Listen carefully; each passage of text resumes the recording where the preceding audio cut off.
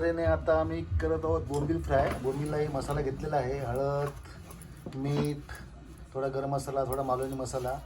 आता मिक्स करून त्याला लावणार आणि थोडंसं मॅरिनेट करायला ठेवणार आणि वरून लिंबू बघा आंबटपणासाठी आणि आंबोळ पण टाकणार आहेस ना, आणि जरा आंबोळ टाकणार आहे. अशा तऱ्हेने आहे बोंबीलची फ्राय आजची. तर आंबोळ टाक आणि थोडं मिक्स करून घे. थोडे 10-15 मिनटं आता तुम्ही ठेवू शकता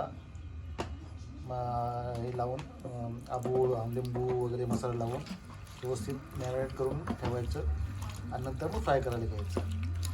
अशा तऱ्हेने आपली आहे ती बोंबील फ्राय रेसिपी.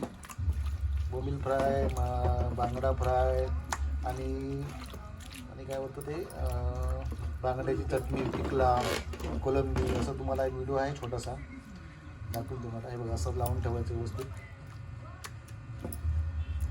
चला.